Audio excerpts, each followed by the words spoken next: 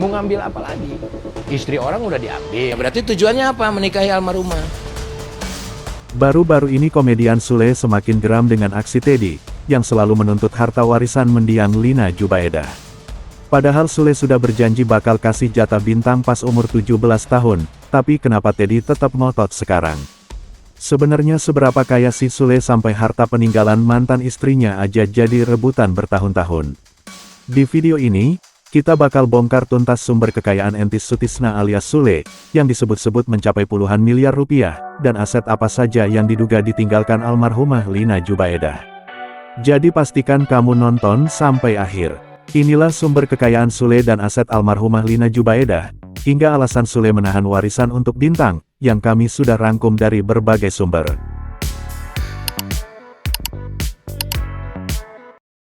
Yang pertama, asal-usul harta Lina Jubaedah. Semua pasti tahu, almarhum Lina Jubaedah adalah mantan istri Sule.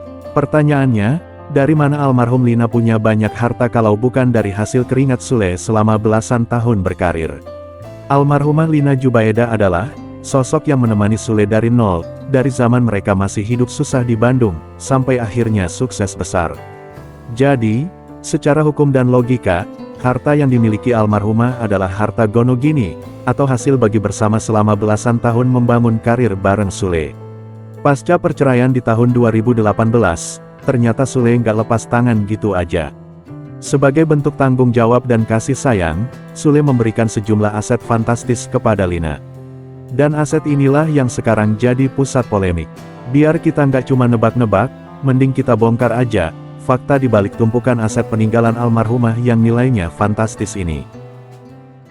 Pertama, aset properti di Bandung. Ini bukan rumah biasa, ada ruko di kawasan Panyawangan, dan salon yang nilainya ditaksir miliaran rupiah. Ruko ini punya nilai investasi tinggi karena lokasinya strategis. Kedua, bisnis kos-kosan. Almarhumah punya kos-kosan dengan 32 kamar. Coba bayangkan, kalau satu kamar aja disewain jutaan per bulan, pasif income-nya udah berapa? Inilah yang diduga jadi incaran, karena ada aliran uang tunai cash flow yang terus mengalir tiap bulannya. Ketiga, tanah dan perhiasan. Selain properti, ada aset berupa tanah di beberapa titik, dan koleksi perhiasan emas, yang nilainya dikabarkan mencapai 2 miliar rupiah. Bahkan, sempat ada drama soal perhiasan ini yang katanya hilang atau dipindah tangankan. Total, kalau kita hitung secara kasar dari nilai pasar saat ini, peninggalan almarhumah Lina itu bisa mencapai 10 hingga 30 miliar rupiah. Pertanyaannya, kalau semua aset ini sebenarnya diniatkan untuk anak-anak Lina dari Sule, yaitu Iki, Putri, Rizwan, dan Ferdi, kenapa sekarang Teddy seolah merasa punya hak penuh untuk terus menuntut, bahkan sampai membawa-bawa nama bintang sebagai alasan utamanya? Coba tulis pendapat kalian di kolom komentar, pantaskah Teddy meminta bagian, yang sudah jelas diwariskan ke anaknya dari mantan suaminya, yaitu Sule? Yang kedua, adalah gurita bisnis dan kekayaan Sule. Setelah kita lihat aset peninggalan almarhumah Lina, sekarang muncul pertanyaan besar. Sebenarnya, seberapa kaya sih seorang Entis Sutisna alias Sule ini? Sampai-sampai diduga Teddy merasa kurang puas dengan semuanya.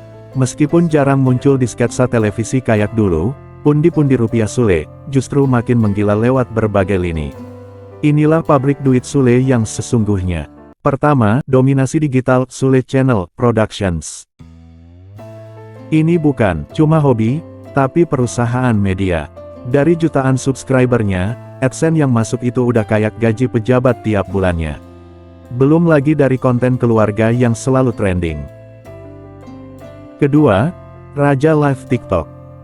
Ini yang paling gila, Sule sendiri pernah terang-terangan, ngaku kalau dari sekali sesi live TikTok aja, dia bisa dapat saweran, dan penghasilan hingga ratusan juta rupiah. Bayangin, cuma dari interaksi langsung sama netizen, pundi-pundinya terus bertambah secara instan. Ketiga, bisnis real dan properti. Sule ini tipikal orang yang melek investasi. Dia punya usaha kos-kosan di Cimahi, restoran, salon, warnet, bahkan sampai punya studio musik sendiri. Jadi kalau satu bisnis lagi sepi, bisnis lainnya tetap jalan kenceng. Keempat, kontrak televisi dan endorsement. Sebagai salah satu komedian dengan bayaran termahal di Indonesia, nilai kontrak off-air, dan statusnya sebagai brand ambassador, berbagai produk masih sangat tinggi. Instagramnya yang punya jutaan followers itu, adalah papan iklan berjalan yang harganya nggak murah. Dengan gurita bisnis sebanyak ini, mulai dari kos-kosan sampai saweran TikTok, kekayaan Sule itu emang udah nggak berseri. Jadi, makin nggak masuk akal nggak sih kalau dia dituduh nahan harta warisan karena butuh duit. Logikanya, harta pribadi Sule udah jauh melampaui apa yang lagi diperebutkan Teddy saat ini. Yang ketiga, alasan Sule menahan warisan. Sekarang kita masuk ke inti permasalahannya. Kalau Sule sekaya itu, kenapa dia nggak langsung kasih aja jatah warisan buat Bintang? Kenapa harus nunggu sampai umur 17 tahun? Sule sebenarnya punya alasan yang sangat logis dan kuat, yang mungkin nggak banyak orang sadari. Pertama, kepastian hukum dan hak anak. Sule berkali-kali tegas bilang kalau dia nggak bakal ngilangin hak Bintang. Tapi, dia mau harta itu jatuh ke tangan yang tepat, di waktu yang tepat. Dengan menunggu umur 17 tahun, secara hukum Bintang sudah dianggap dewasa, dan bisa memegang haknya sendiri, tanpa perlu perantara. Sule pengen mastiin aset itu benar-benar sampai ke tangan anak almarhumah, bukan habis di tengah jalan. Kedua, belajar dari hilangnya aset lain. Kita nggak boleh lupa, sempat ada kabar miring soal hilangnya aset perhiasan senilai 2 miliar, dan mobil peninggalan almarhumah, yang katanya sudah dijual. Hal inilah yang bikin Sule dan anak-anaknya, Iki dan Putri, jadi super waspada. Mereka nggak mau kejadian yang sama terulang lagi, pada aset yang seharusnya jadi tabungan masa depan Bintang. Ketiga, tanggung jawab sebagai wali. Sule merasa punya kewajiban moral, buat menjaga harta peninggalan mantan istrinya itu tetap utuh.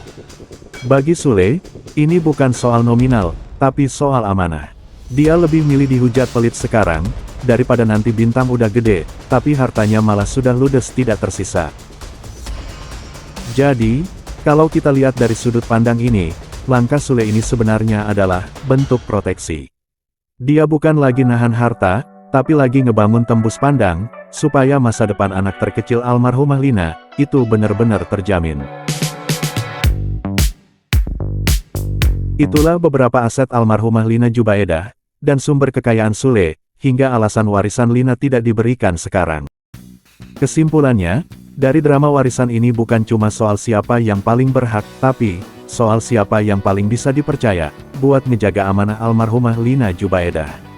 Dari semua harta kekayaannya Sule dan warisan yang ditinggalkan almarhumah, kalian semua sudah tahukah, manakah harta yang diduga ingin Teddy miliki untuk hak sang anaknya Bintang? Tapi perlu diingat ya, semua rincian harta dan aset yang kita bahas tadi adalah rangkuman dari berbagai informasi yang beredar di media publik. Nominal pastinya tentu hanya pihak keluarga yang tahu.